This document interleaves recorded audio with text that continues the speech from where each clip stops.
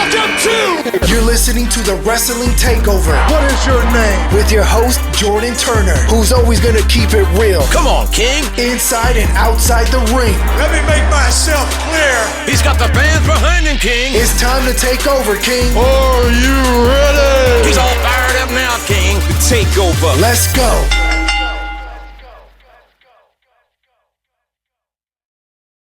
It is so great to be here once again on YouTube, Apple Podcast, Spotify, or wherever you get your audio podcast. It's great to be back here on the Wrestling Takeover podcast. Your weekly state of the WWE, always dropping on Tuesday night. Like I said, on YouTube, Apple Podcast, Spotify, or wherever you get your audio content. I'm your host, Jordan Turner, and this is Tuesday, November 11th, 2025. Ladies and gentlemen, we have a lot of things to tackle on today's State of the WWE. We have a lot of opinions to get out to the masses today on the State of the WWE. We are going to always do things the way it should be. Honesty, creativity, passion, knowledge, and never take anything too serious. We live in a time where WWE and its product right now, just from where I see things and from my own, perspective, it's rocky, right? Especially for Friday Night SmackDown. Friday Night SmackDown, I personally feel, is the worst wrestling show of the week. And we live in a time where WWE isn't as must-see as they should be. So today, we are going to talk about the downfall of the WWE creative team. And I seen this title, and I'm going to actually title it on my video. Like I said, wherever you guys are listening to it on YouTube, Apple Podcasts, Spotify. And I'm actually going to title it The Ruthless Depression Era. Because I feel like there is a lot of WWE fans, and I'm trying to obviously be authentic, be real with you guys, giving you guys my real opinions in real time, but also choose my words very, very carefully, because I know for a fact that there are people inside WWE, maybe outside WWE, who do listen to this podcast. And I know the product in their eyes is all great and everything, but people like myself who are, podcasters, content creators, but just fans in general who voice their opinion on social media, our voices do need to be heard, and we give constructive criticism. You see, people don't really like constructive criticism, right? They think their beloved WWE is must see and everything like that. And I personally feel like it's not. So we're going to break down the Ruthless Depression Era, right? The fall of WWE creative. I'm going to break that down. I'm also going to be talking about West Side Gun. Now, this whole situation, like I said, I keep it peaceful and everything like that, but I keep it real, all right, with my opinions. You know what I mean? You want the real wrestling talk. You want someone who's going to be real with you guys and give you guys honest assessments from his point of view. Tap into the Wrestling Takeover podcast. Because, listen, this West Side Gun shit, I'm not fucking with it, man. I'm not fucking with it. And it broke everywhere. People gave, their opinions on it. West Side Gun is one of the biggest names in the hip hop game. And he is a big WWE fan, or was a big WWE fan. He put out a tweet. I'm gonna read it, and I'm going to react to it. So I'm going to be talking about the West Side Gun situation. I'm also going to be talking about 2026 and why I feel this is like, listen, WWE's still going to be around. They're still going to be doing their thing, but I feel like 2026 is a must year for WWE. It's really, I'm going to say, really telling from a creative, writing perspective of the WWE product. And it's, you need to create new stars. And I keep reiterating it. I keep bringing it up, and I'm going to continue to bring it up because WWE needs to create new stars. And I feel like there's more people in, the TikTok community, social media realm, podcasters, whatever, that are, voicing their own opinion and their own perspective of why WWE really needs to get it together and create new stars on a rapid pace. Because holding off for CM Punk and Seth Rollins and Roman Reigns, John Cena is about to retire in a little bit. Randy Orton, holding on to these guys, that's great. But at the end of the day, you need to build towards the future. Same with the women. And you need to build for the future. I'm going to be breaking that down. I'm going to give you guys, my opinions on that situation too. We're going to talk about WWE has reportedly never cared, quote unquote, about the Women's United States title. I'm not surprised by this report. It pisses me off. It rubs me the wrong way because in my eyes, if you don't care about the Women's United States Championship, why did you create another secondary mid-card title, for the women in the first place? You should have just created one. I'm going to break that down. Let me give you guys my opinion on it.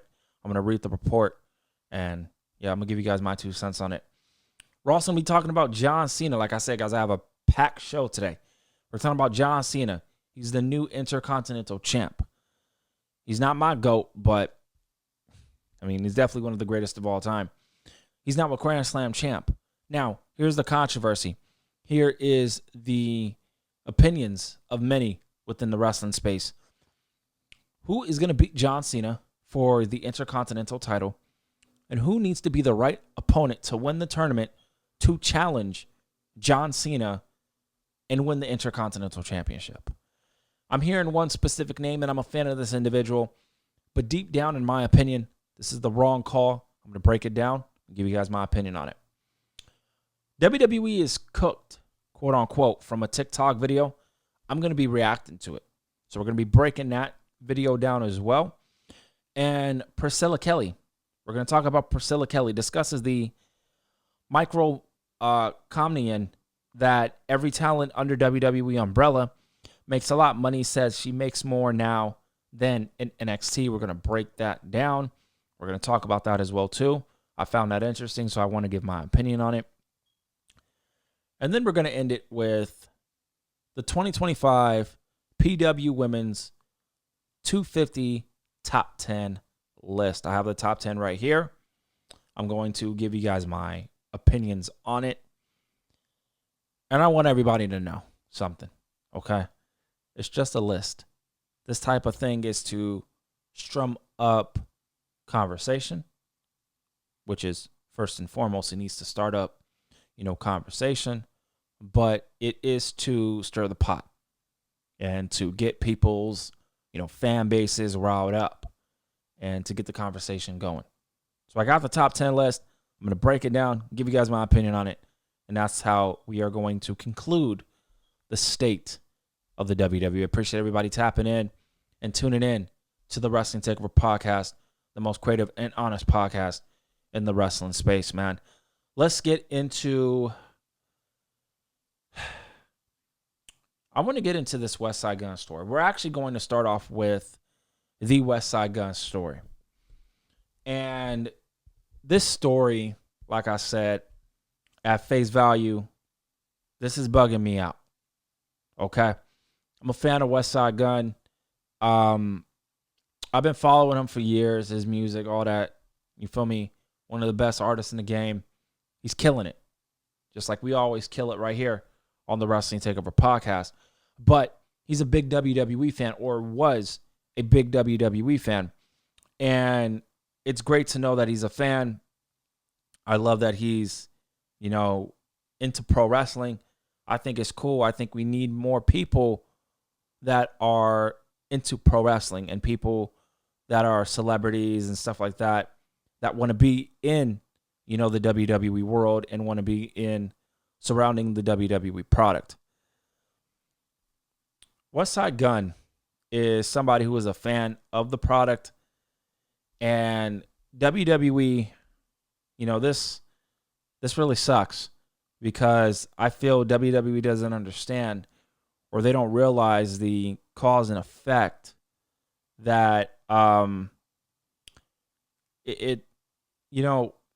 this cause and effect is going to be a real interesting situation here, regarding celebrities and this and that, regarding people like West Side Gun and other people within the hip hop game who are fans of the WWE product and everything that's going on with them.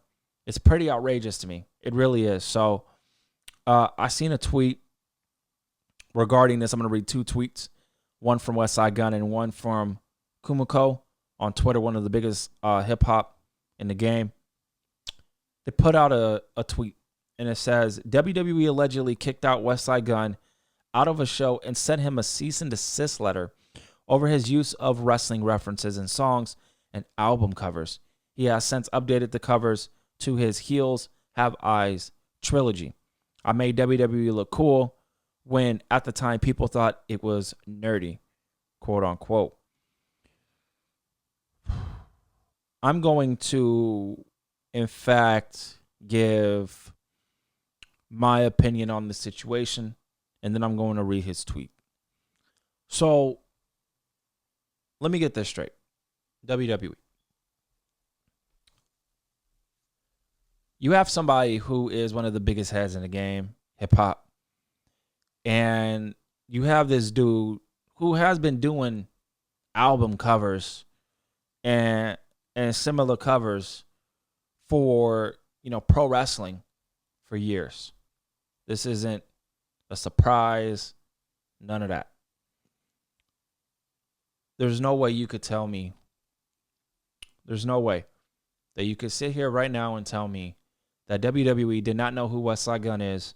And number two, you can't tell me that WWE was not aware of what West Side Gun has been doing, supporting the WWE, promoting the WWE product and putting album covers of pro wrestlers on his album. You can't tell me that. You can't tell me that they didn't know that shit. There's no way they didn't know that. There's no way. And I'm not buying it. I'm not buying it. This is some bullshit for real, because he's a celebrity, number one. He's one of the biggest hip hop artists in the game. And he's a WWE fan, wrestling fan, but WWE fan. And he's been supporting the WWE for many years. And he's been doing album covers for many years. So what I'm trying to understand is why all of a sudden is a problem. Why is it a problem all of a sudden? I'll tell you why it's a problem. TKO. That's who. TKO. That's the problem. I hope WWE and TKO realize that this is going to be a lasting effect going forward with maybe other entertainers, other artists in the game who are fans of WWE and see this type of stuff and, that do artwork and do music covers like West Side Gun or, promote the WWE from within. This type of behavior that WWE and TKO just did to West Side Gun is going to have a lasting effect, I personally feel like. And this is a situation that a lot of people, in the hip hop world were commenting on. And, this is just typical WWE, typical, move by TKO. And what they did to West Side Gun was crazy. It really was crazy. And it was crazy to a point where it was trending. It was trending on Twitter. And it wasn't a good look for the WWE. So I'm not cool with this at all. But shout out to West Side Gun holding his own and doing his thing. I do want to comment and read West Side Gun's tweet. And he read this. This happened a couple days ago. I believe it happened either yesterday or maybe it happened today. But this is what he put out on social media. Before I even say this, just know God is the greatest. You already know. Blessings up to the man above. for years. And this is obviously, he's frustrated. You feel me? He's frustrated, which he has every right to be frustrated. For years, I mean, nobody with 2 feet has spent the amount of money I have supporting and pushing a brand I've loved since I could remember, WWE. I sat front row at every big show, literally, at the good times it brought to my life, and to a point where I started making music. I incorporated in everything like Wu-Tang did, like karate. Like Wu-Tang did the karate stuff, and people in the karate industry, they didn't fucking, I know this because listening to this stuff. They didn't sue Wu-Tang. They didn't send a cease and desist letter to Wu-Tang. They didn't do that. But WWE does this to West Side Gun. It's crazy. So he continues, I made people who hated the product watch it again. I made it look cool when at the time people thought it was nerdy. I've watched the same company sit countless people next to me who's not even fans for real and act like I didn't exist. I was threatened to take everything out of my music, which I only did to pay homage to my whole catalog, which would be demolished. And everybody knows how hard I worked coming from Buffalo for me to get to where I am. For that, just supporting and being a real fan hurt me. But I stayed quiet and still, like a crazy man, sat front row because I love the culture. And that's what I'm saying. He brought the culture. You feel me? I'm talking about the hip-hop culture, but, you know, the black culture too, you know, representing the hip-hop community. He brought that culture to WWE, and for WWE to send him away is some crazy shit. And then at the same time, WWE wants to, you know, add Megan Thee Stallion and all these hip-hop people, but then you get what we get with West Side Gun, and I'm telling you, the major after effect is going to be rampant. But then you still going to have people in the hip-hop world who's a fan of WWE and who's continue to support and watch WWE. They don't do that. You know, I believe Megan Thee Stallion brought up something with wrestling related in her songs, and Nicki Minaj did the same shit. And WWE don't send a cease and desist to them, but they do it to West Side Gun. It's crazy to me. I stayed quiet and still a crazy man sat front row because I love the culture. I even just went viral for spending $50K on suits. And my soul, I've only been respectful. I've tried conversations with one individual because he's causing all of these unnecessary causes. And to be honest, he hates seeing a black man thrive and a black man being a fan of professional wrestling. Yeah, this story's nuts.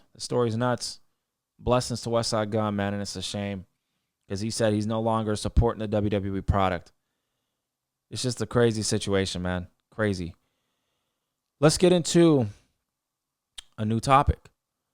Let's talk about Chelsea Green. I'm a fan of Chelsea Green. I really am. I'm happy that she's thriving. She is the new Women's United States champion by beating Julia.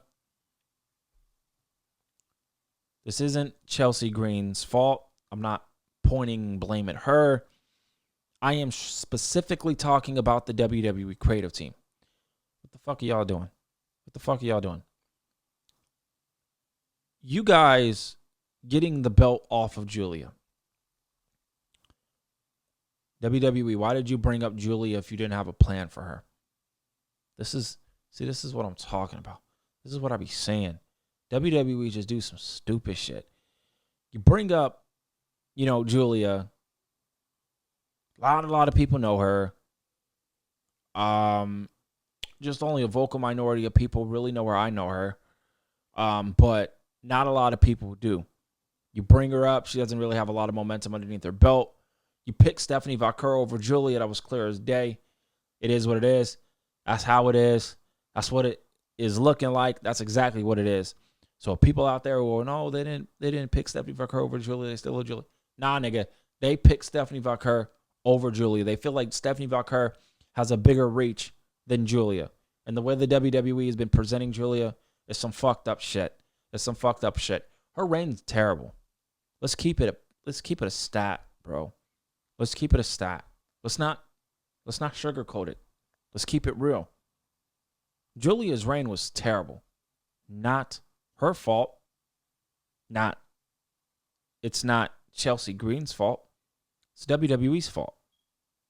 They love Chelsea Green, and I love that they love Chelsea Green. I love Chelsea Green.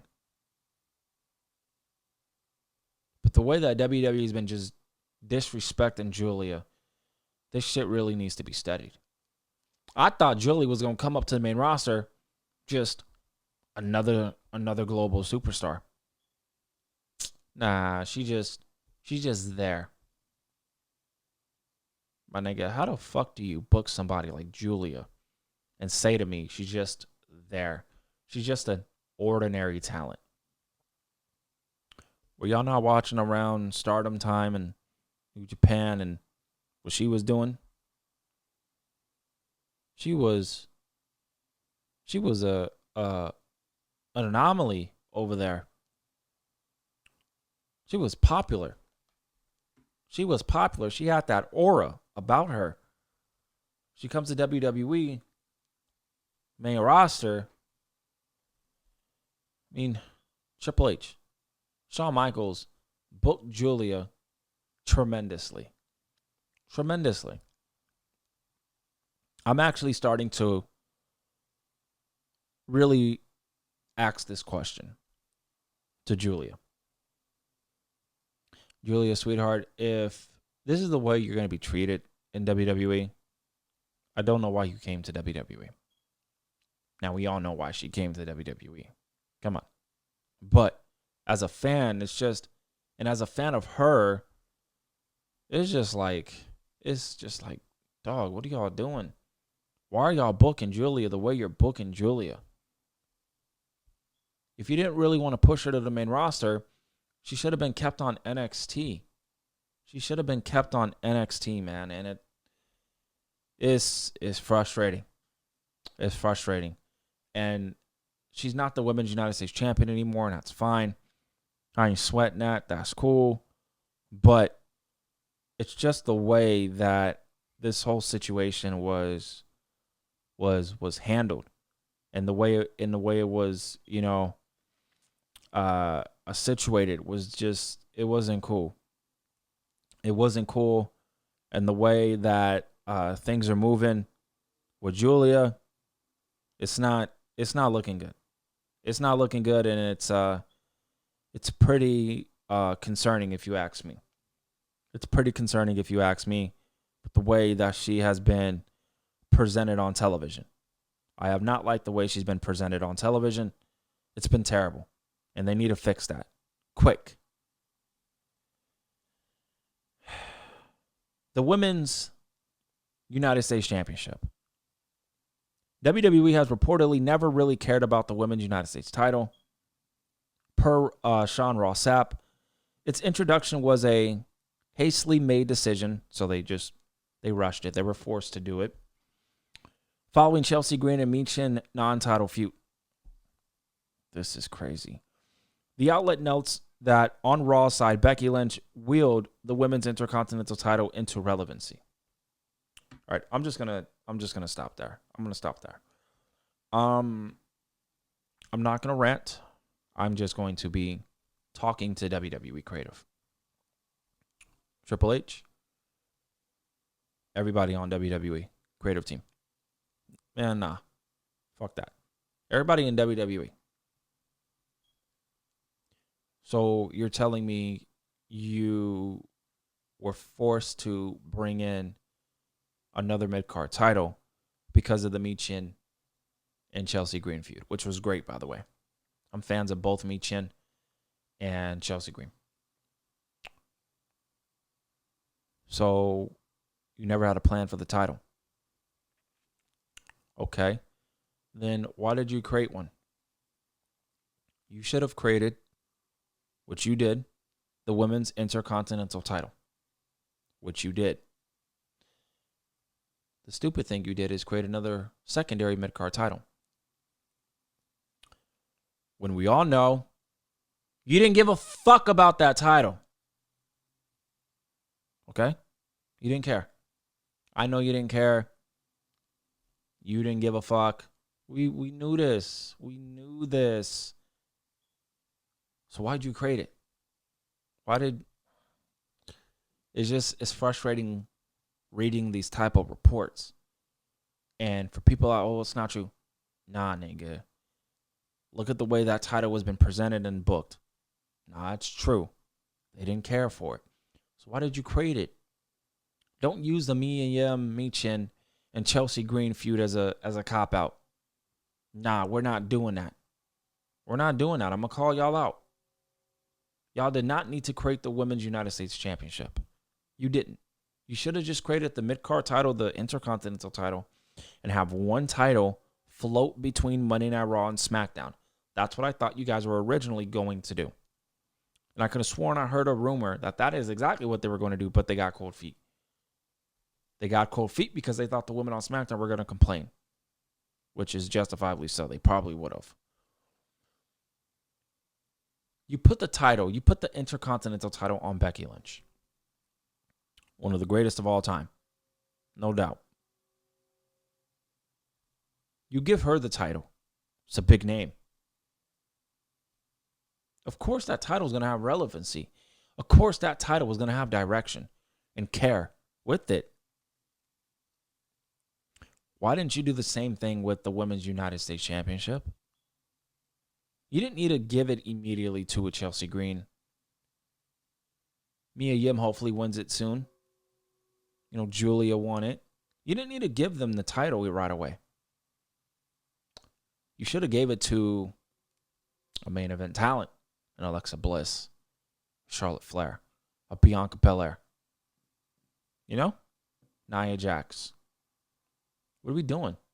You should have gave that Women's United States Championship to one of those women to establish that title and make it important. And then you build up a Chelsea Green. And then you build up a Michin. What are you doing? What are you doing? It's just, from a person who is creative in his own right, like no doubt I'm one of the best creative people in the community. Like, I know this. But being a creative individual, always coming up with ideas and everything on my show all the time. I even said verbatim, just create one set of a mid-card title for the women and flip between Raw and SmackDown. And make that title a big fucking deal. A big fucking deal. If you're not fighting for the two women's world titles, you're fighting for that mid-card title. And if you're not fighting for that title, you're in the tag team division. Cool. But that mid-card title should have been so important. But y'all said, fuck that. I'm not trying to hurt nobody's feelings, but I'm trying to be honest with you guys and be honest with the women on SmackDown and be honest with Chelsea Green. WWE does not care about that title. They don't care about that title. And I don't know if this was actually really being reported and WWE genuinely feels this way, even though we all know they do. Look at the way the title has been presented. There are some times where WWE just falsely just puts things out to see people's, reaction. But I think this is a real report. But let's say it wasn't a real report. Nah. This is definitely a real report. Look at the way the title has been presented on television. Nobody cares in WWE. Nobody cares about that title. So why should I as a fan care about it? Well, it's on Chelsea Green. Okay. I'm a fan of Chelsea Green. I don't care. Nigga, this title was on Julia. One of my personal favorites. And I still didn't give a fuck. I didn't give a fuck. That's sad. They can't get rid of it. You cannot get rid of that title. That would be not a good look. So, WWE, build up women, right? Multiple women. It's not my fault that you have a brand split. You don't have to have a brand split. Matter of fact, you don't need a brand split. Get rid of the brand split. You don't like it. We're seeing people on random shows for no rhyme or reason, just being there. Get rid of the brand split and don't ever do a brand split again. Just get rid of it. I'm tired of this, brand split here, brand split there. Again, I'll talk about that a little bit more, but just get rid of it entirely. This Women's United States Championship is a joke. Chelsea Green's first reign was not that interesting. Julia's reign was terrible. It was straight trash. Not Julia's fault. Not Chelsea Green's fault. That's WWE's fault. They don't care about this title. And the more y'all know that, the more y'all realize that, the more you would see that WWE just, they don't care. So if they don't care, why should I care? It's terrible because Chelsea Green, man, and Julia and all these other women on SmackDown, they need another title to fight for, and they have one. It's just that WWE doesn't care about that other title. It's terrible. It's really terrible, man. Fuck WWE for that, for real. Speaking of that, we are going to be talking about 2026 for WWE. And this is where we're going to get into the nitty-gritty of the podcast. But before we do, thank you everybody for tapping in to the Wrestling Takeover podcast. If you guys are listening to the podcast on YouTube, subscribe to the YouTube channel, youtube.com/JT Takeover. Spread the word of the Wrestling Takeover podcast on YouTube, Apple Podcasts, Spotify, or wherever you get your audio content. Also, rate the podcast 5 stars on Spotify, Apple Podcasts, and leave me a short review. I would really appreciate it. Again, spread the word of the Wrestling Takeover podcast on YouTube. Word of mouth goes a long way, man. I know I'm doing my thing. I'm trying to do my thing. And listen, I cover just WWE. And there's millions of people who watch WWE. Millions of people have YouTube. So subscribe to the channel. Some great audio discussion each and every week dropping on YouTube. youtube.com/JT Takeover. Turn on notifications as well. Turn on notifications so you don't miss any upcoming videos on the Wrestling Takeover podcast. I appreciate everybody. Thank y'all.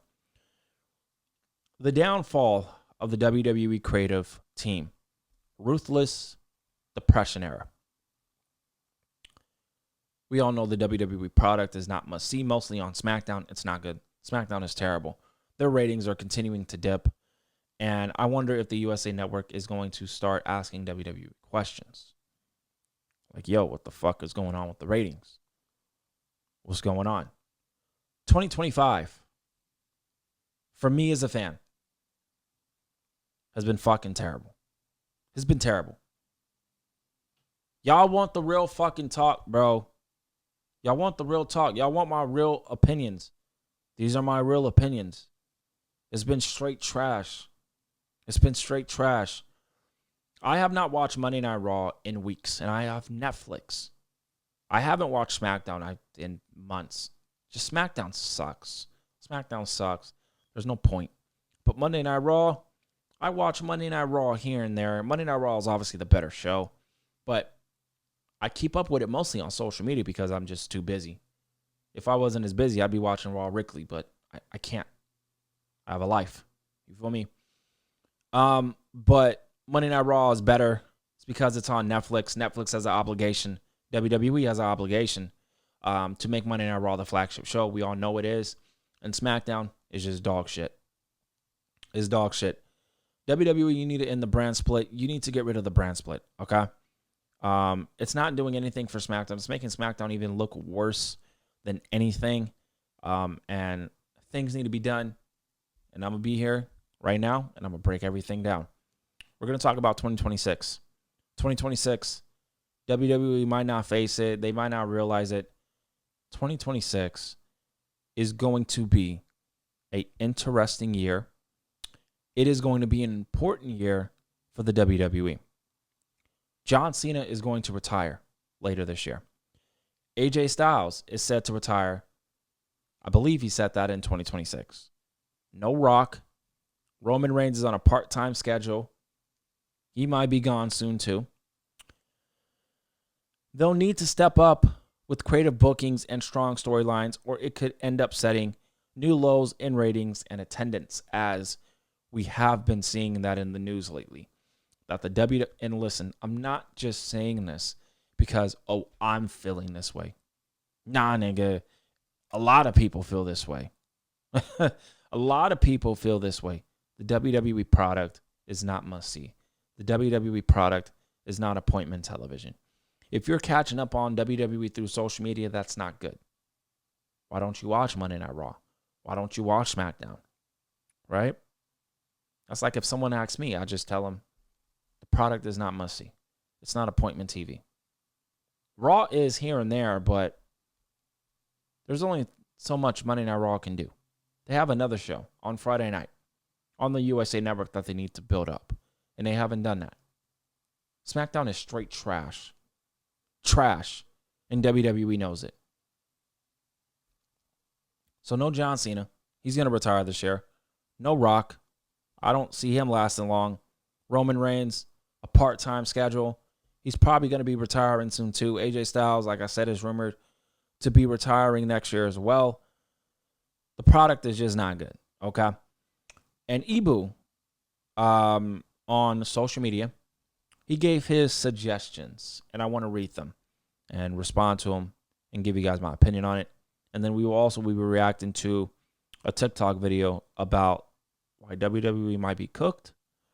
So let's get into what Ibu had to say. This is his opinion, all right? Respect, all right? He said, if it was up to me, I'd half in the brand split and make a Monday Night Raw on Netflix a 3-hour dual-branded super show. So he'd make Monday Night Raw 3 hours. Interesting. And he would make it a dual-branded super show. You remember WWE did do that for a period of time. And it wasn't that bad. It really wasn't. SmackDown got what they wanted. Raw got what they wanted. But this is Netflix. Netflix don't give a fuck about SmackDown. They want the top tier, best of the best on Monday Night Raw. So I don't know if Netflix will want to do that. So, and like I said, this happened in 2011 up until full disclosure or disclosure of the brand split about 2 years later. Get everyone that matters on the main show. Offer up more matches, making variety, all-star tags, big angles, allowed you to stop the bleeding for numerous talents whose stock is dropping being on the bad show, aka SmackDown. As for SmackDown, I'd run it at smaller venues. This would I really think WWE should do that for right now for SmackDown and run it in small venues because the ticket sales are continuing to drop week after week, day after day, honestly, for SmackDown. It's like we see a new report every single day. Now, don't believe everything you read on the internet, right? I have to abide by that too. But we've been seeing legitimate sources bring up that SmackDown is in the gutter right now. WWE, you need to figure this out. It's up to you guys to figure it out, not us, the fans. We're not writers. Now, I would love to be a writer because I feel like I have plenty of ideas to bring to the table, but no one's going to listen to me. So why do it? You know? As for SmackDown, I'd run it in a smaller venue. This is what Ibu said. And leave that show for the SmackDown roster members. Feature a Raw talent or two that can help with the tickets. Rhea Ripley on 1 week, Punk on another. I'd borrowly use the TV time as half-essential follow-up show to the flagship show. Similar to how it was used around 2001, 2002 before the brand extension. Exactly. And that's all he said. I agree with everything he said here except the 3 hour. But then again, you have to put 3 hours if you're having a super show of every superstar. Now, here's the problem with a 3 hour Monday Night Raw. And I'm going to zing the creative team. The creative team can't even book the tag team division on SmackDown properly. The tag team division on Monday Night Raw and SmackDown is fucking bad. WWE, here are plenty of ideas that I have to the table and that I want to bring up. So hopefully you guys take these and apply it, okay? The tag team division needs to become one. You need to have only one tag team title floating between Raw and SmackDown. You need to get rid of the other tag team title. You don't have a lot of teams on SmackDown. You don't have a lot of teams on Monday Night Raw. Join the tag team division. Make it one. It would make the tag team division must see. The Women's United States Championship. You have it, okay? I'm going off on what they have right now, okay? You have the title. You need to start creating new stars in the women's division challenging for that title. But you look at the brand, there is just not a lot of women on that roster, man. So, thinking about it, I personally would get rid of the Women's United States title, and you would have the Women's Intercontinental title. I would have that float between Monday Night Raw and Friday Night SmackDown, and you have little feuds here and there. But obviously, they're not going to get rid of the Women's United States title, so I'm just trying to think what the best course of action would be. You just need to create new stars, man, for the women. You need to give more depth from a character, storytelling standpoint for the women. You do. And you're doing a great job on Monday Night Raw. It's just, here's my fucking problem with it, though. Why are you not doing the same thing on SmackDown? Why are you not doing the same thing? I don't understand that. You're booking the Women's Intercontinental title brilliantly. It's great. But you're not doing it with SmackDown, with the Women's United States title. What are you doing? So you need to get that sorted out.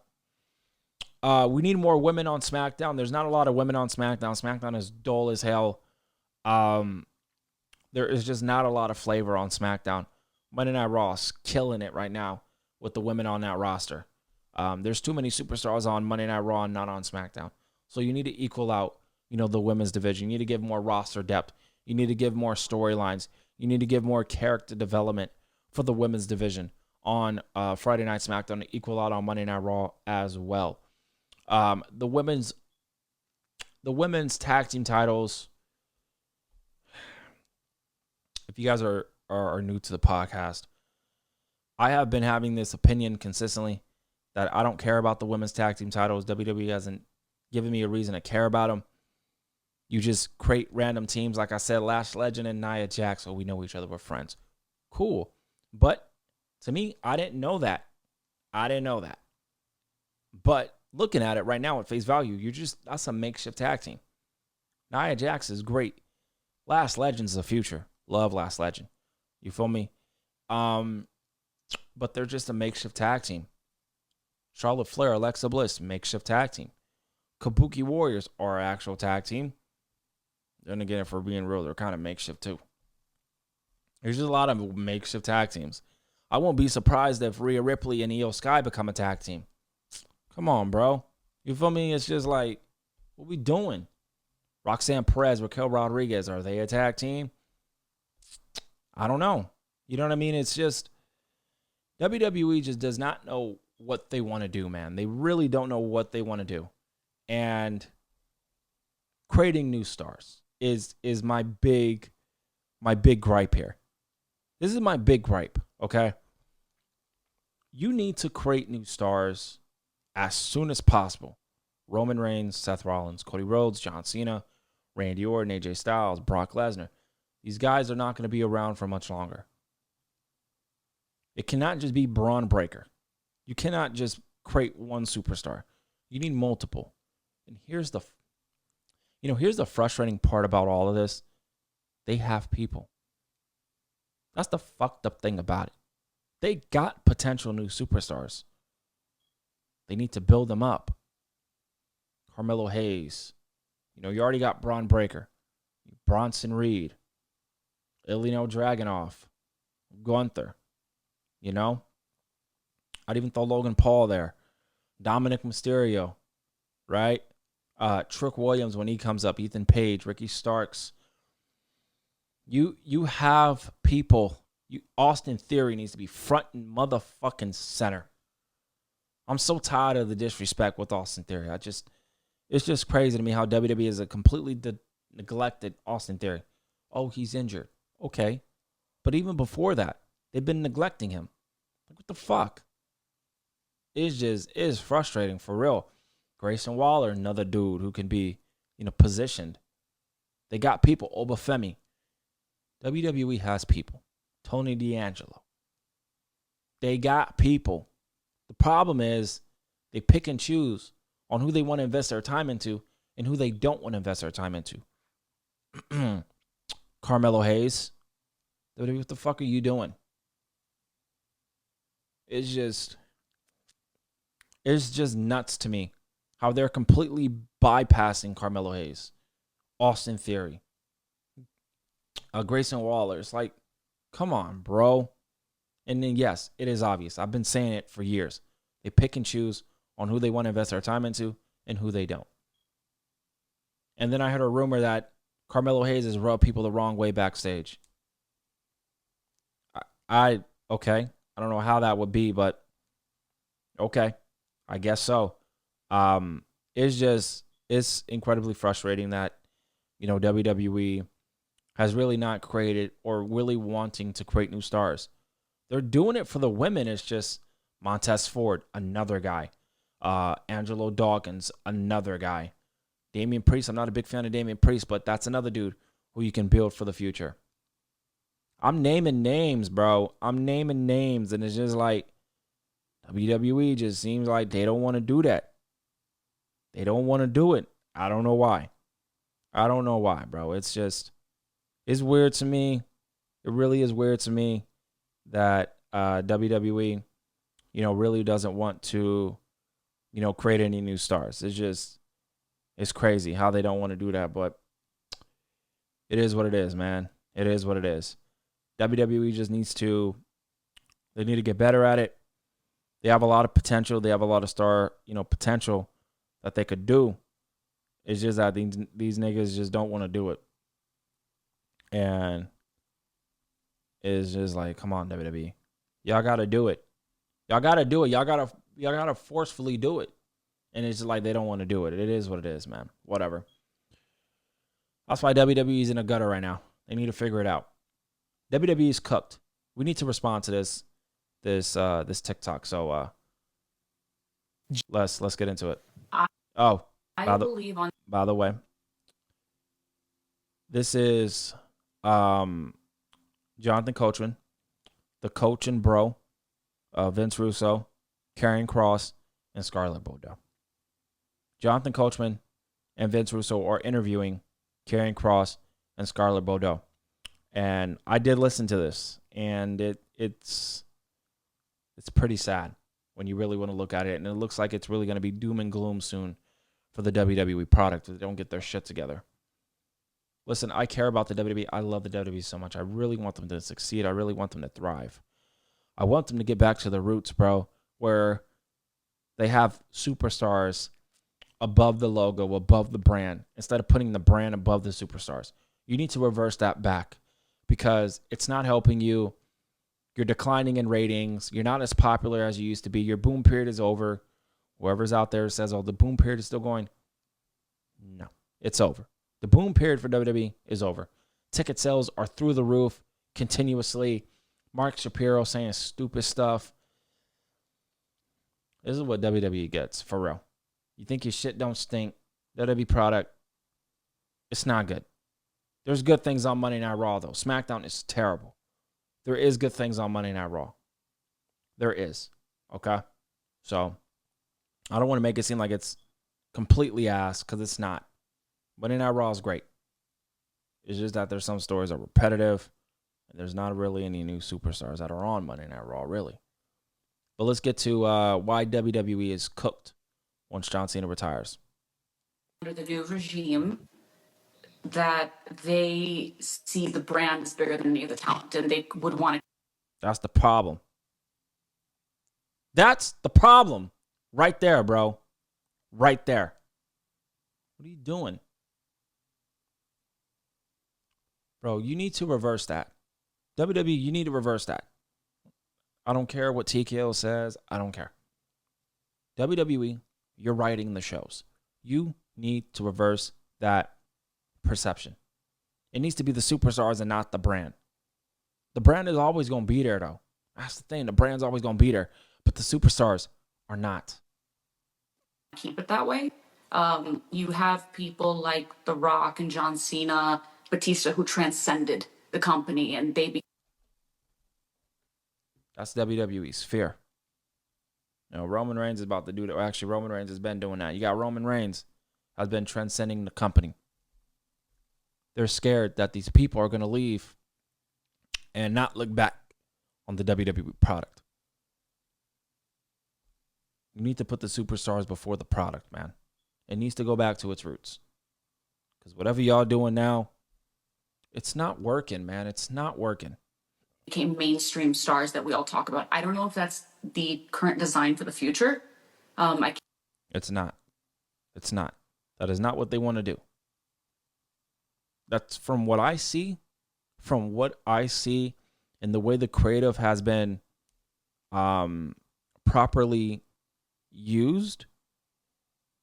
WWE does not want their future stars to be bigger than the brand. They don't want them to go out and get a movie role and leave the product and leave WWE and not look back. They want to have control. Yeah, nigga, that control is backfiring. It's backfiring. Look at Becky Lynch. They were scared that Becky Lynch is going to leave. What you think Jay Cargill's going to get movie roles? They're scared. It is.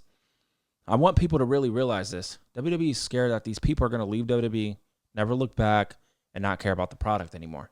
And they're going to be bigger than the product itself. And WWE don't want to do that. That's why they're putting the logo before the superstars. Can't really see it that way based on how the stories are going and how the program looks. But I'm seeing it more like a UFC structure. Scarlett Bordeaux is very pretty. She's very pretty. They're literally copying the UFC model, and I knew they were going to do that. I knew it from Jump Street. I said it. They're going to copy the UFC format. The UFC format. No, except for Conor McGregor. I think except for Conor McGregor, he was bigger than the UFC. I love UFC, by the way. I always keep up with it. Conor McGregor was once bigger than the UFC. They ain't doing that with WWE. They're not doing that. So they're going to shut that down. Kind of the way you have Dana White as the main person that you see. Like the fighters are changeable, but there's always going to be Dana White or the Triple H. That's exactly how it is. That is exactly how it is. Kind of seeing how everything's changing. And she's not saying anything that people aren't already talking about and thinking. You know, based on the conversation, based on the final conversations that I had with their rep, I'm not confident that it is the way it used to be when you guys were there. I don't even know if you guys know this, but many years ago, Triple H told Ryback, when Ryback was working for the company, Triple H said to Ryback, there is never, ever going to be another John Cena. Nobody is ever going to be bigger than the company again. And when it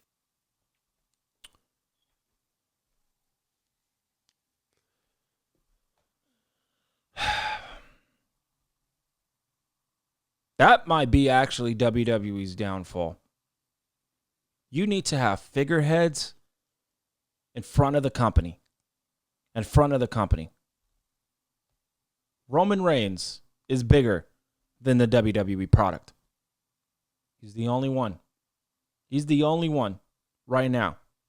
I'd probably say Becky Lynch, Rhea Ripley, Roman Reigns. Yeah. John Cena don't count. John Cena is on his way out. The people right now, Randy Orton, there are people that are bigger than the company. But WWE don't want that. They want the company and then the wrestlers. It's a sad situation. And WWE, man, I'm pretty nervous for the future of WWE. I really am.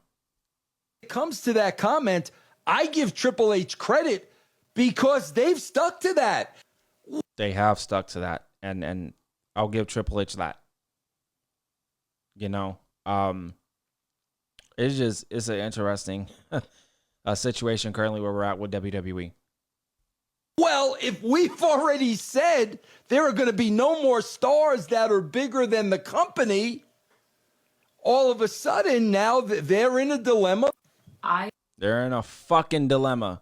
That's what they get. That's what they get. They're in the dilemma. You know, you need to revert back. You need to put the wrestlers before the company. The fans are coming to see the wrestlers, not the fucking company. Okay? Not the company. They're looking to see the wrestlers.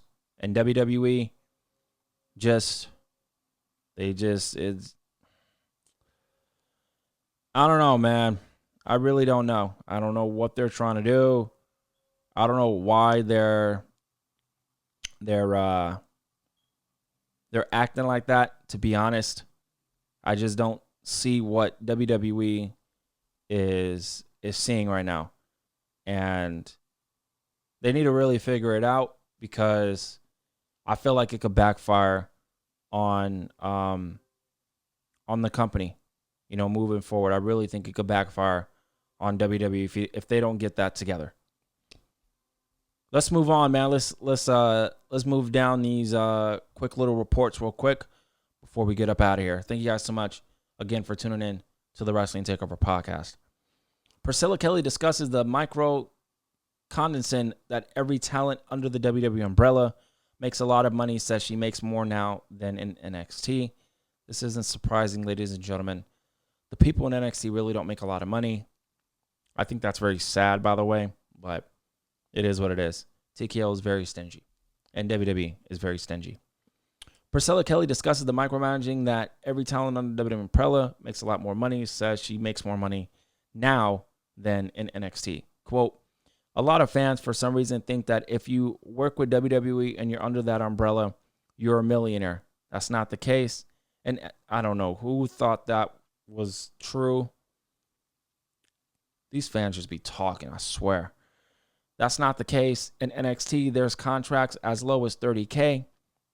Wow, that's nuts. A year, $30K.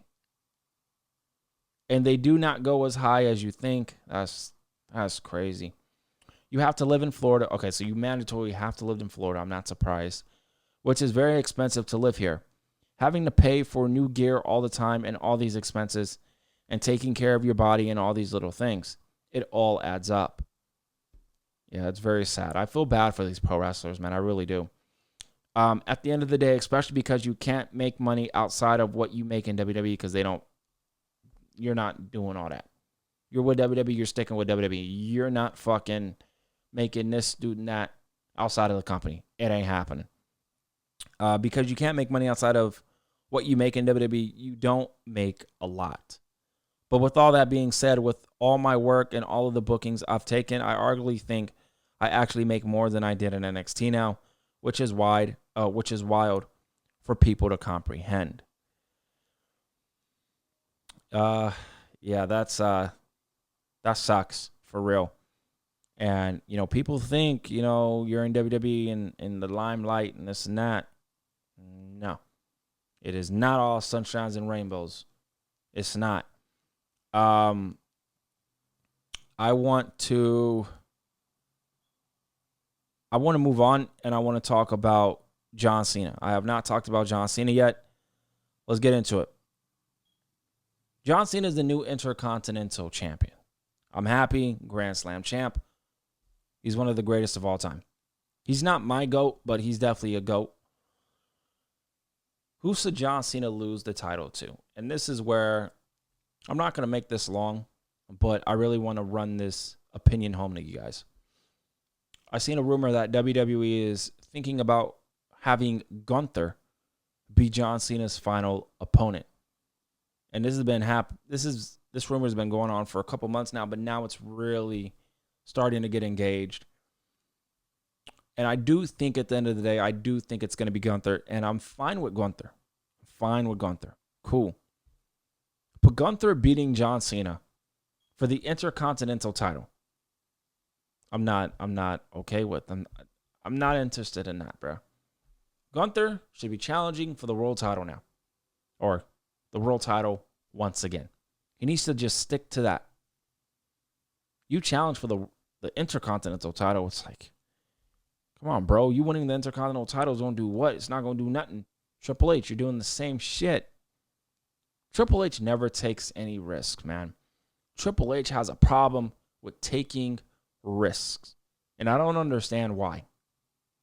I don't understand why, bro. You got to take some sort of risk. You cannot be this complacent. Lack of long-term storylines, lack of long-term storytelling, lack of character development. The shows don't flow week to week. There's no week-to-week much-watch TV. It's just WWE's all over the place. I know injuries and stuff, but the product is all over the place, personally. WWE, come on, man. John Cena's final opponent needs to be an up-and-coming superstar. I have 3 names for you. Javon Evans, Carmelo Hayes, and Obafemi. One of those men need to beat John Cena and become the Intercontinental Champion. John Cena is giving back to the future and building up a new superstar. That's what WWE needs to do. You need to create a new star in this opportunity, in this situation. Oh, what about Gunther? Nigga, Gunther is already a big-time superstar. Well, he's not popular with the casuals. Whose fault is that? Whose fault is that? That's WWE's fault. Gunther is not for everybody. I understand that. I ain't tripping on that. I know that. But Gunther does not need this. Then again, he did retire Bill Goldberg.